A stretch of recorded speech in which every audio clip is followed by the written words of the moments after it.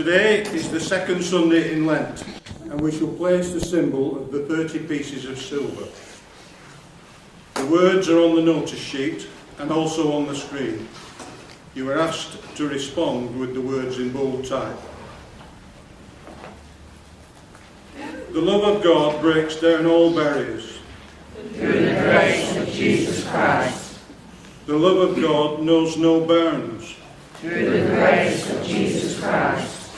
The love of God is not limited by human rules. Through the grace of Jesus Christ.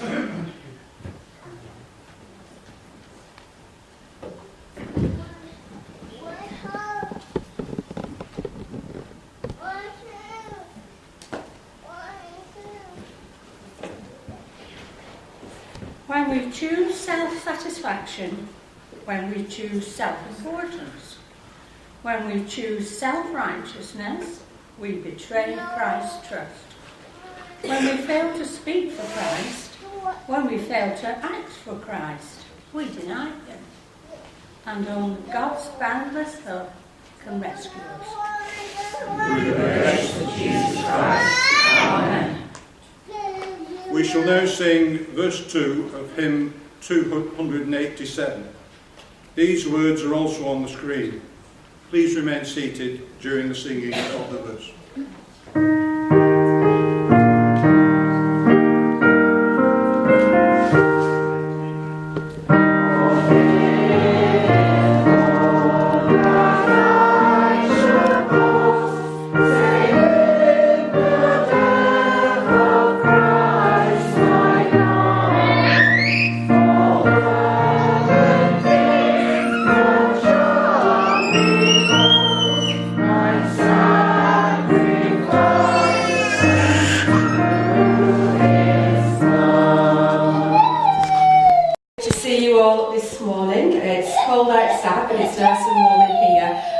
Together to worship God. We're going to stand and sing our opening hymn, which is number 272 from Heaven UK, and then after we have sung this hymn, Letitia and Alicia will lead us in our opening prayer. So we stand together to sing 272 from Heaven UK, Help Us May.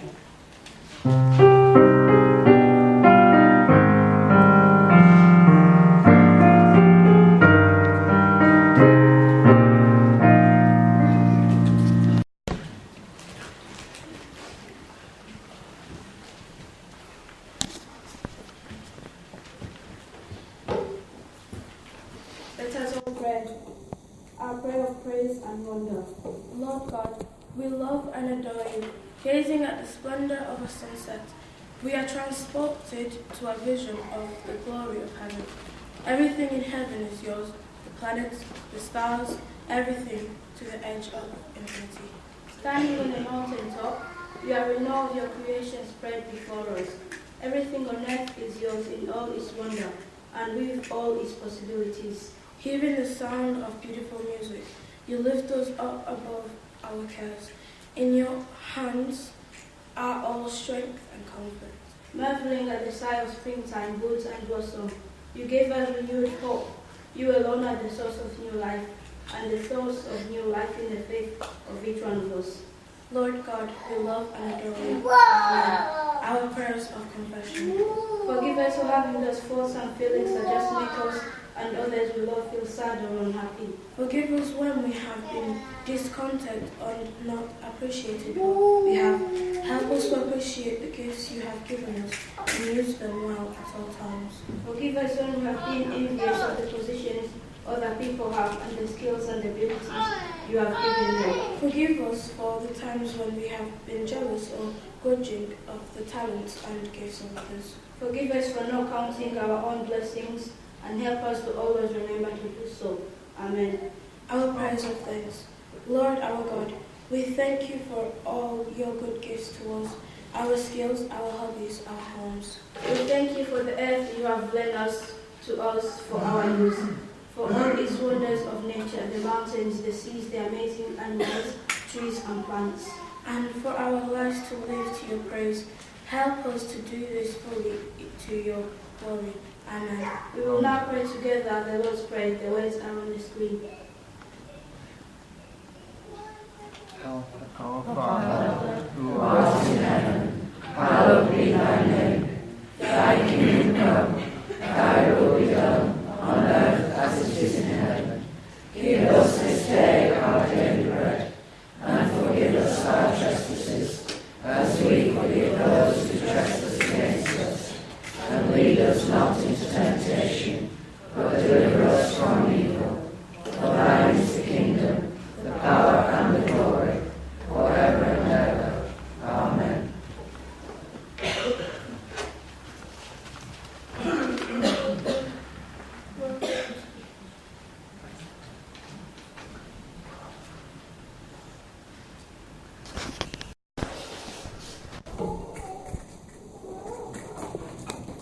The Gospel reading is taken from Luke chapter 9, verses 21 to 27. Jesus strictly warned them not to tell this to anyone, and he said, "The Son of Man must suffer many things and be rejected from the elders, chief priests, teachers of the Lord, and he must be killed, and on the third day be raised to life." Then he said to them, "If anyone come after me, he must deny himself and take up his cross daily and follow me. For whoever wants to save his life will lose it, but whoever loses his life for me will save it. What good is it for a man to gain the whole world and yet lose or forfeit his very self?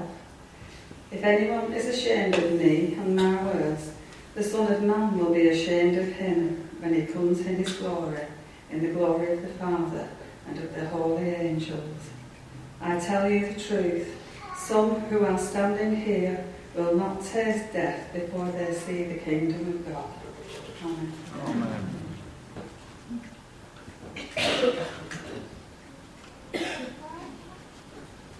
Thank you, Jenna. Those are some of the words that Janet just read for us. Would you like to? Those are just some of the words that Janet read for us. When I was a child, I used to love playing Follow the Leader. Has anybody ever played Follow the Leader? Put your hands up if you've played it. Oh, I think most of us have. Most of us have played it. My mum played it, I played it, our girls played it, our granddaughters. I think we've all at some time played Follow the Leader. So we thought we would do Follow the Leader in church this morning. So, Ben's going to be our leader, and if you want to play Follow the Leader, it doesn't matter how old you are, whether you're Kai's age or whether you're older than Kai, if you want to play Follow the Leader this morning, come and stand behind Ben. Are you going to play, Kai? You stand behind Ben. So the idea, if you've never played it, you don't know what you missed, and you're welcome to join in this morning. The idea with Follow the Leader is that one person stands at the front, and they do all sorts of different things, and everybody who's behind them must follow and must copy what they do. Okay? So, off you go. You can do whatever you want, Ben. Well, no, not quite anything you want, but you can do almost. That's perfect. Yeah, so you have to follow Ben. I'm going to keep it easy at first. All right. Okay. It's going to get harder. That's not good.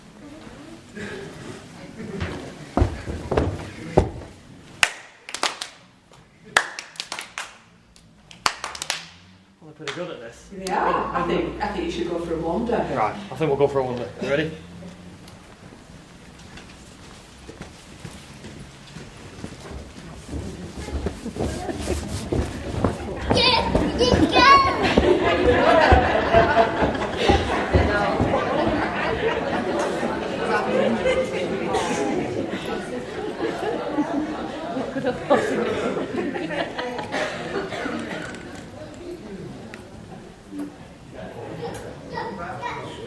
Just take a short cut.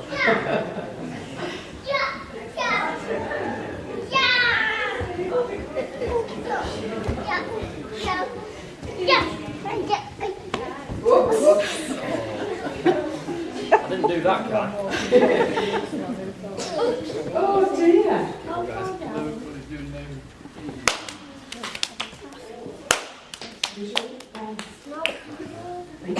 sit down for a moment. It was really, really easy while Ben gave you simple things to do and follow them. The idea of following the lead is you make it so that you start really easy and then things get harder and harder until everybody drops out and there's only one person left in. That's the idea of the game, and you all did really well. But if Ben had asked you to jump off something high, yes, I suspect that most of you might have had a go, but the idea is that when it gets really hard, you're supposed to give in. Now, Jesus talks about there, about following the leader, and he's talking about following himself.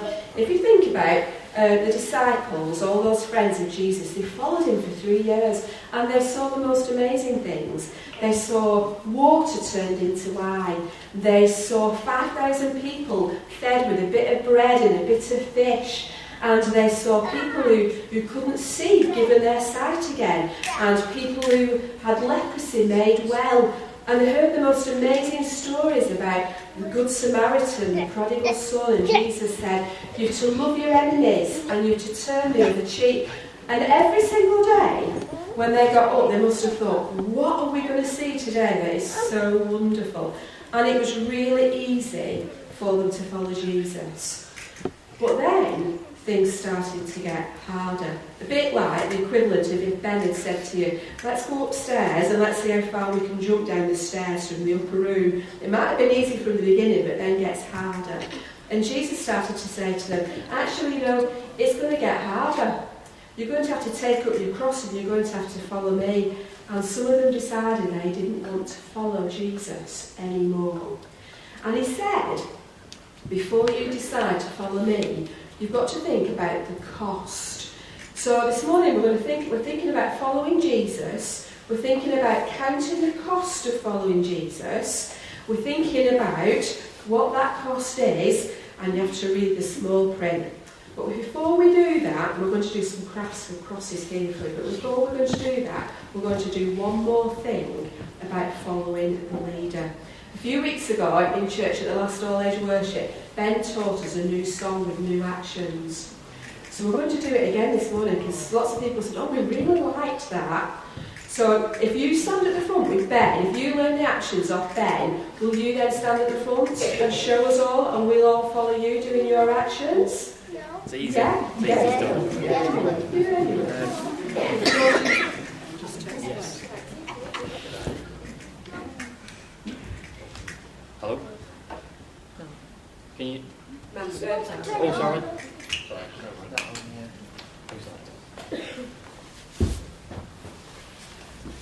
Hello?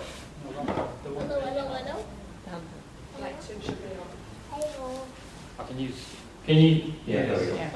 It's easy doing this one anyway. Okay, so the song that we did a few weeks ago was called Shout to the North. I know what it feels like last week when we did it. My memory's a little hazy, so Colin's going to have to help me with this one. North is that way. That way, sorry. Right. That way. North's that way. South is that way. East is that way. East is at the back, and west is at the front. Okay? North, south, east, west. So, when we do the song, when the actions come on, they sing shout to the north and the south. And you have to do that with your hands. North, south. Sing to the east and the west. East, west. Apart from that, it's, yeah, you can make a few more up if you want while we're going.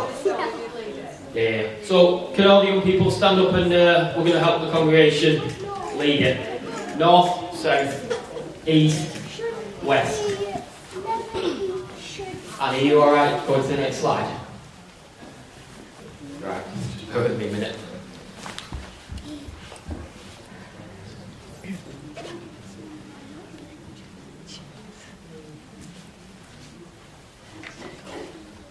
Right, just bear with us a second.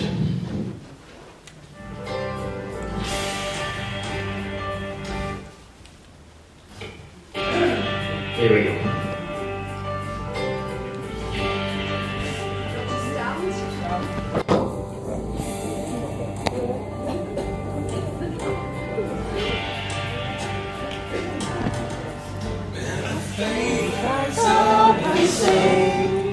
Of the great and glorious King. are strong when you feel weak. In your brokenness complete.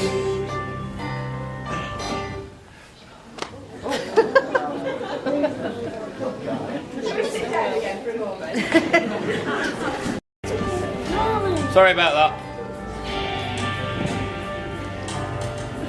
Men of faith, rise up and sing of the great and glorious King. You are strong when you feel weak, in your brokenness complete. Shout to the north and the south, sing to the east and the west. Jesus is Savior to all, Lord of heaven and earth. The south, sing to the east and the west. Jesus is Savior to all, Lord of heaven and earth. Shout to the north and the south, sing to the east and the west. Jesus is Savior to all, Lord of heaven and earth. Shout to the north and the south, sing to the east and the west.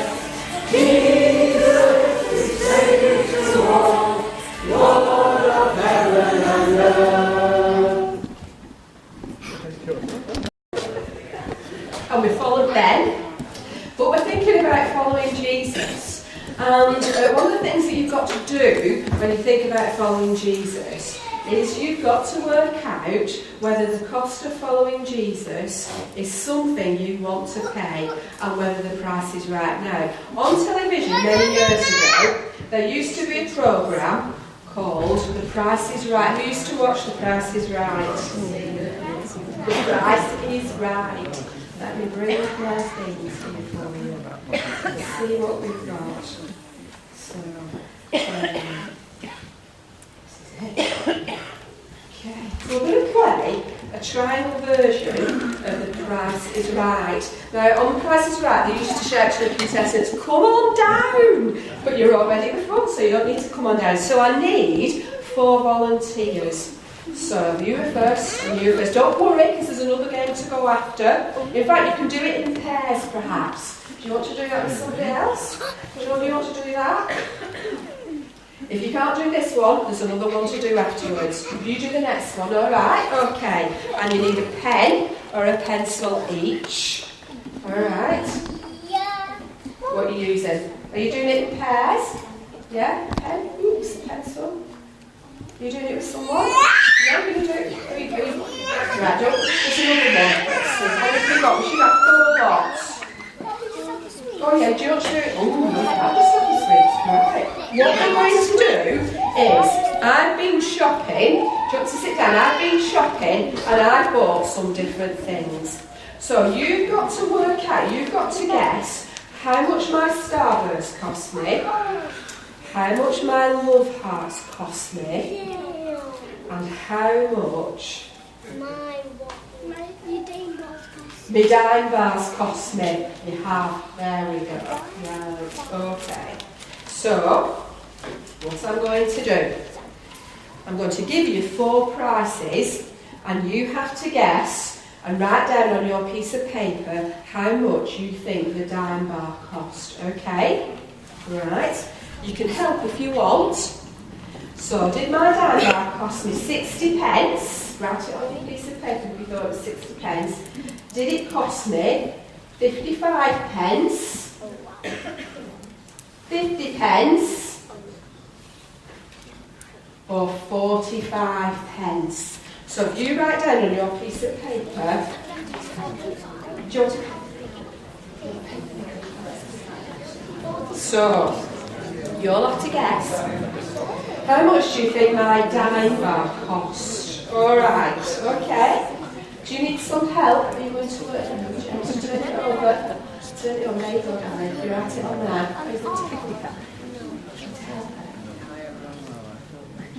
Okay, so you've written down. So, who thinks my dime bar cost me 45 pence? Is that what you wrote down? Did you write down 45 pence? Okay. Who wrote down 50 pence? Who wrote down 55 pence? Who wrote 60 pence? Okay, what did you all think it was? 60 pence. Okay. Well, the answer was 60 pence. So well done. Well done. Try that one. Well done. You can, but you have to share it. You have to share it with them. You're not good at sharing. You'll have to try and share it out between afterwards. Okay. So, love hearts. We can't share this. It's too small. You don't right, we'll leave it there. We'll sort something after. Okay, right. Love hearts. How much do you think my love hearts cost me? No. Do you think they cost 35 pence? Oops. Write down 35 if you thought they were 35 pence. Can't stand that up. 25 pence. 40 pence. Or 30 pence. So how much do you think the love hearts cost? Have you written down your answer? 35, what do you think? 35. Well, a bit of a mixture. How much do you think it cost?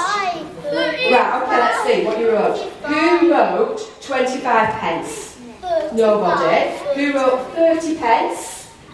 You wrote 30 pence. Who wrote 35 pence? And who wrote 40 pence? 40 pence. Well, I can tell you, with a clear winner, the answer was 30 pence. Right. So, let's see where the other one is.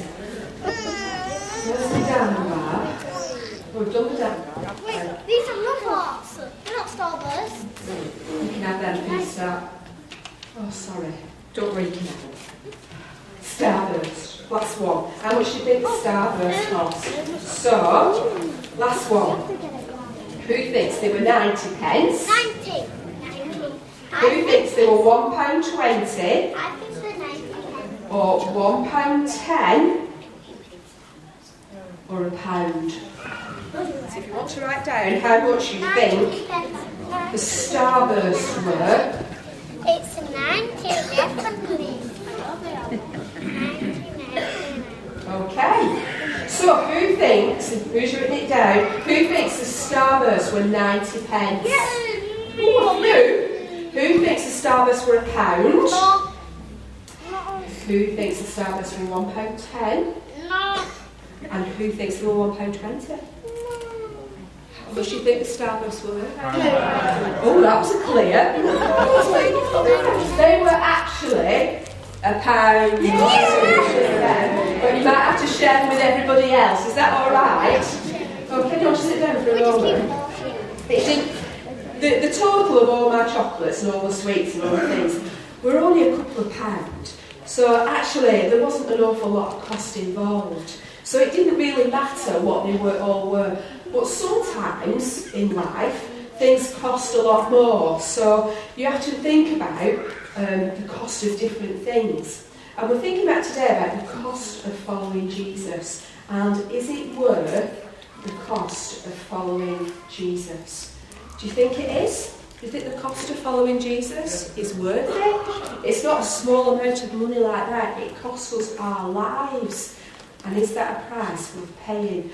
But Jesus says, you don't have to make your decision. You don't have to make up your mind without knowing what it involves. So I've got one more game for you. And if you didn't play that one, you get to play this one. Okay. So I've got 3 things. So if you didn't play that first game, you can play this one. On the string. I'll hold that. And this is, which is wonderful, so I hope it goes to a good home, because I don't want it in ours. Okay, so is the cost worth it, and you have to make a decision. So what I've got, who didn't have a go at playing the Price is Right? Alright, do you want to play? Yeah, can I play? Okay, right. Which prize are you going to play next? Which prize are you playing for? You can go play for the Slinky. Slinky. You're playing for the Slinky. Alright, just sit down for a moment. Right, sit down for a moment. You've got a choice. You've got 9 cards here, and on 3 cards it says you can keep the prize. On 3 cards it says you have to give the prize to somebody else. And on 3 cards it says you have to do the washing up for a week, which I think is the best card. Actually, probably would have liked it that goes to the best card. So Oscar, are you still wanting to play? You might win a prize. Oscar, are you still wanting to play? Yeah. Alright then, so you're playing for the Slinky. Okay. So take hold of that. You can have that. You might be able to. Do you want to stand up so everybody can see you? Let me shuffle these. Right, Oscar. And let's see what we get. Alright. Take a card. Any card. And you can open it. And let's see if you can keep it. You have to give it to somebody else, or you have to do the washing up for a week. And I'm going to ask. Right, go on, choose a card. Are you sure? Are you sure? No. You're not sure? Do you want to choose another one instead? Go on. That one? No. Are you having that one? Yeah. Are you sure? Yeah. Now let's see. Can Oscar keep the Slinky, give it to somebody else, or do you have to do the washing up for a week? I'm washing up. You have won the prize! You can keep it! Oh. Well, let's put that to one side. Kate, are you having a go? Okay, which prize do you want to win? You want to win that one? Okay, you have to be aware. I'll hold it for you. You have to be aware you can win the prize, or you can give it to somebody else. I'll do the washing or you up have to all do the week. washing up all week. I wonder what you'll win. Do you want to choose a card? What will it be? What will it be? What will it be? Shall I open it for you? What will it be? Oh, I'm really sorry. You must do the washing up for a week. That should work. Oh, I tell you what. You can look at this prizes in there. Is that alright? You don't want to do the washing up. I don't blame you. Can I play? Right, Can I play? I'm going to do the washing up. oh. That's your prize if you get the right card. So do you want to turn around so everybody can see you? Okay, I'll shuffle the cards. So, I have 2 Slinglies. will you keep the prize? Will you give it away? Will you do the washing up? Or will you do the washing up for a week? Choose a Give card. it away. Give it away. Give it away. Give it away. That one? Okay. Are you sure that's one Yeah. one? Yeah. Okay, let's see. Give the prize to another person. I'm going to give it to my brother. Or, Then I can still keep you can it. still take it home with you. You can. Well done. Thank you very much. But To your brother because he don't know.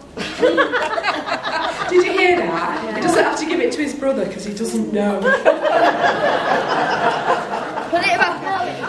Hide it. So, it's the cost, and you made the choice of what you're doing. And to be a follower of Jesus, you have to make the choice. Now, it was only small things, so it didn't matter. And we make decisions and choices every single day. So, you might choose what you're going to have for your dinner, or you might choose what you're going to wear, or you might choose what you're going to watch on television for the rest of the day. And those are very simple decisions that we make every day. Or you might make more important decisions about who your friend's going to be at school, or who you're going to play with, or whether you're going to do your homework. And as you get older, you have to make even more important decisions about what you're going to train to do as your job in life, or where you're going to live, or who you're going to marry. And we make really important decisions. But Jesus says, You have a choice as whether you're my disciple. He asked Peter, James and John to follow him, and they all said yes. But some people, he said to them, will you follow me? And they said, no, it's too hard. And they went home. And I think, in a way, Jesus was okay with that, because he wants us, when we say we're going to follow him, he wants us to take that commitment seriously. Well, we're going to sing about that, will you come and follow me? But there's some crafts on there if you want to do them, and I'll show you what they are while we're going to sing. And you can do the crafts, and then I'm going to talk to the adults if that's all right, so you can do the crafts. But we're going to stand together and we're going to sing that hymn that makes us think about this. Will you come and follow me? And that's a question that Jesus puts to each one of us. So we'll sing together. 673. Do you want to look at the crafts? Yeah.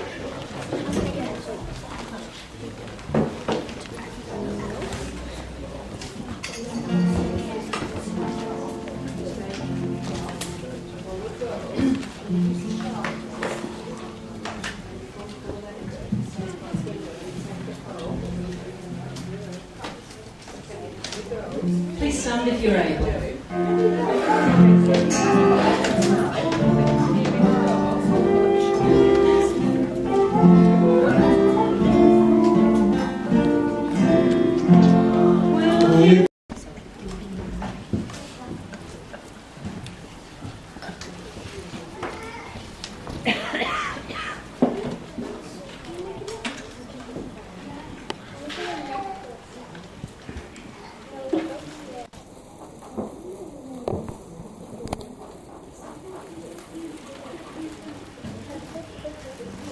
When Jesus says, will you come and follow me?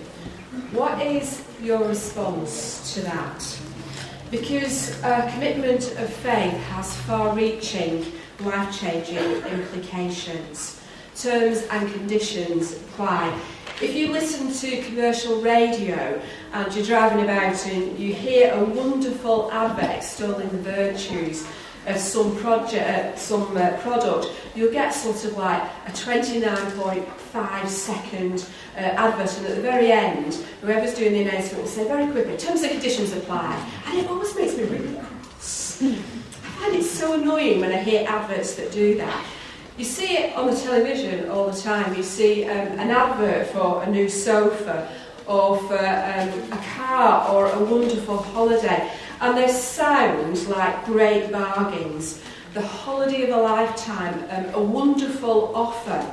But it's only when you start to read the small print or the terms and conditions that you realise that there is 1,001% interest on the sofa you're going to buy. I exaggerate it slightly. It doesn't seem quite the bargain it seemed at first. Or you see a wonderful family holiday to Outer Mongolia, which I'm sure is a wonderful place. And it's sort of like £100 to go to Outer Mongolia. And then you find out that actually under the terms and conditions, you're going to be dropped into an airport miles away. You're not going to actually have a hotel to sleep in. You're sleeping on the beach.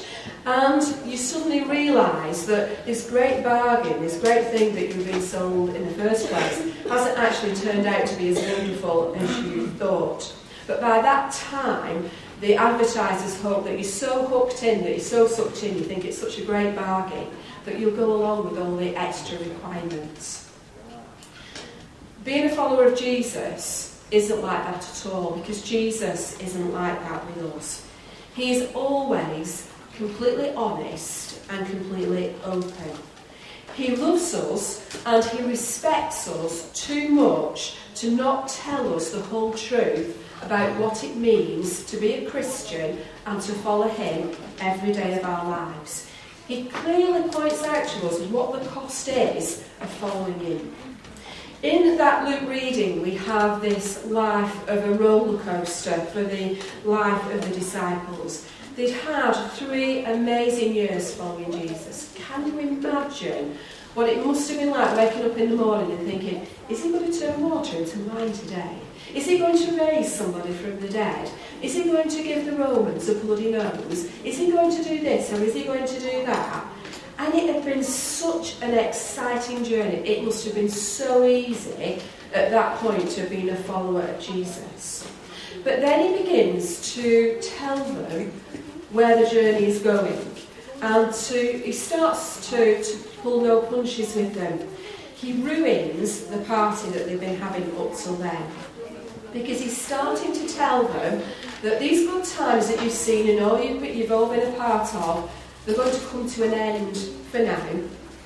I'm not going to be the kind of Messiah that you want me to be. I am not going to be the Messiah who kicks the Romans out of government in our land. I'm going to suffer, and I'm going to die. And by implication, if you are following me, then those things will or may happen to you too, and you need to be aware of that. He took the risk of laying down on the line just what discipleship was going to mean to them and what it was going to mean for the future. He risked his friends rejecting him. At the very least, they would have been angry and disappointed that it was all coming to an end. And it's true, some did walk away. I imagine them all going to bed at night, and some of them, when they woke up the next morning, some of them having slipped away in the night, doing a moonlight flitting away, because the cost of following Jesus had then been upped, and it became too costly for them. And Peter can't bear it. He tries to shut Jesus up, but Jesus will have none of it. And we had that wonderful meditation that Ashley read for us a few weeks ago, because he's being completely honest and he's being truthful with those who are going to follow him. If you're going to be my follower, there is a cost, Jesus says, and you have to decide whether that is a cost that you consider worth paying. And they had to face that cost, and so do we. So the question is, will you come and follow me, Jesus says, and are you prepared to pay the price? Are we? If we want to follow Jesus, there is a cost involved. If you want to be my disciples, you must take up your cross daily and follow me. The children are doing craft activities with crosses, lots of different crosses, and some of them are making cross key rings or crosses that they will wear around their necks, and a lot of us do. But it's more than just a piece of jewellery. It's taking up that cross and following Jesus. Following Jesus will mean letting go of self-interest. It will mean denying our own needs and wishes in preference to somebody else's. It will mean having less so that somebody else can have more. It will mean taking on the hurts and the sadnesses of other people. There's been a picture on social media over the last few days of a Christian man stood outside a mosque in Manchester, and he's holding a sign, and it says, "I will keep watch while you pray." And following Jesus sometimes means doing something that makes us feel uncomfortable, that we'd rather not do, but it's what Jesus is saying to us as individuals. This is what I'm calling you to do. And we will stand with people of other faiths to show that we identify together. What is the cost of following Jesus? In a sense, it costs absolutely nothing. The love of Jesus is something that we can never repay. And the love of God is free to every single one of us, because it is offered by grace alone. But if we really love Jesus, and if we are serious about our discipleship, we will want to repay his love by offering our lives in his service. There is a price to discipleship, but it's worth it, because it's the way of life that leads to life in all its fullness, no matter what. Jesus never offered us an easy life. Taking up your cross daily and follow him will mean something different to every single one of us, but it is a call that he challenges us to take seriously and commit ourselves to. Sometimes it will be easy and wonderful and exciting, and other times it will not be. Jesus never offered safety or comfort or well-being, but he did promise that he would be present with us at all times. And for me, that's enough. I don't know about you, but it's enough to know that life might be hard, but Jesus is with me. When Jesus had spelled out the cost of following him, some of them started to drift away. The cost was just too high to pay. But Jesus turned to his inner circle, those disciples that were the closest to him, and he said to them, "Do you too want to leave?" And Peter replied to him, "To whom would we go? You have the words of eternal life. You are Jesus Christ, the Lord." I pray that as Jesus says to us during Lent, and as we journey on in our Christian faith, that he says to us, will you pay the cost, the price of being my disciple? Do you too want to leave? That we say, no, I want to follow you, because you have the words of eternal life. For you are Jesus Christ, the Lord. Amen. Amen. In a moment we're going to take up our offering, and if you are a visitor here this morning, we're delighted to see you. Please do not feel that you are expected to give into our offering, or if you can't afford to, it is a free will offering. But before we do that, most of you will know Joanne, who is our lovely, the lovely lady who looks after the building for us, who keeps it clean, who keeps it tidy, who makes sure we come in on a Sunday morning, it's all ready for us to worship.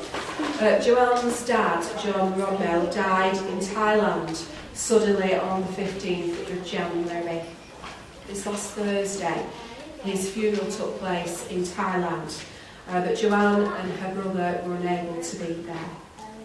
So it's important today that we remember him. None of us knew him apart from Joanne, but we remember this man who brought love and joy to his family. He was born in Bolton. John had 9 brothers and 1 sister, and he always used to say that first up, best dressed. I think that's something that a lot of us have heard over the years. He was a painter and a decorator and a bricklayer. He was dad to Joanne and to John, a granddad to Jack and Harry and Lucy, and a great-granddad to Ollie. And as we take up our offering this morning, when we bring it to the front, we will also, in a sense, bring John and bring Joanne and the rest of the family, and we will pray for them as we dedicate our gifts to God. But Joanne, we commit ourselves to care for you and to look after you. This is a difficult time for you when your dad was such a long way off. But we will pray for you and we will love you. So we'd make our offering for the work of God in this church and so.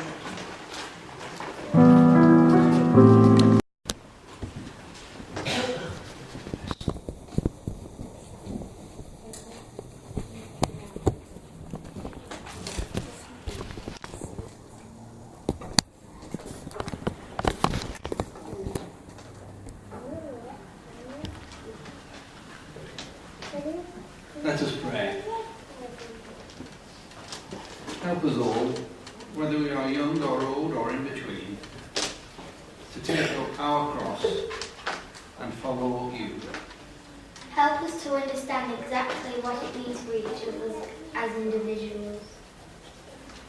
Help us to remember that your call to each of us is the same in spirit, but in how we show it to others is different, because you care about and speak to each individual one of us and tell us. Lord, help us to recognise, understand and follow that call. Open our ears, our minds and our hearts to your word, to your wisdom and to your love. Help us to understand fully what you were saying to your disciples then and to your disciples right now, and to follow your way. We pray for all people of faith in the world, and especially in those places where Christians suffer for their belief. Grant to them your power and strength. We pray for those in our own country who choose to turn from your word, and those who are antagonistic to it. Warm their hearts and guide them to new thinking. As we asked earlier, show us all how to take up our cross and to show it to you then, and be the example you want us to be. Lord God, we pray for the members of our congregation who are unwell. May they know your blessing and your presence. We pray too for those in hospital and for those about to undergo operation this week. May the two be conscious of your caring presence.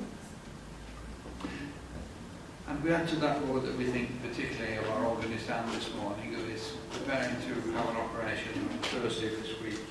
We want to assure her and through you of our love and your love for her and your concern as she undertakes this special operation.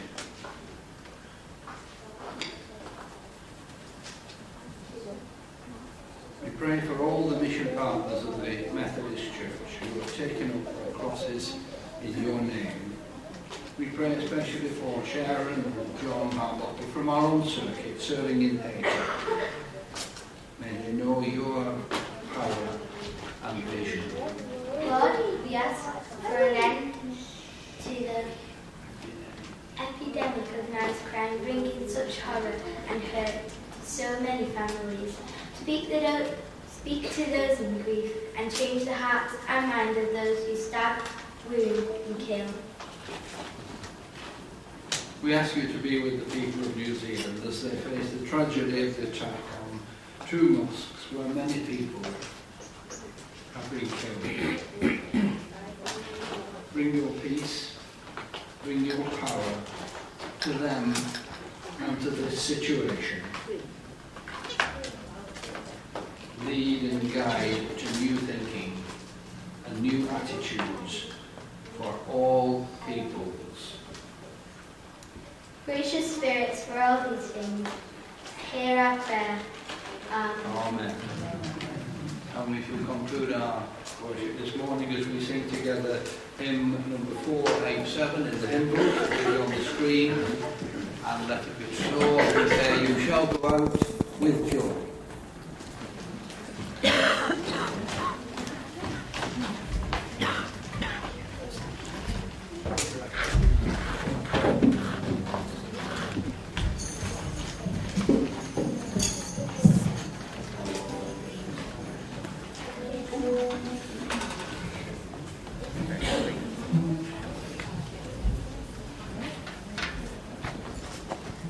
Please, would you stand if you're able?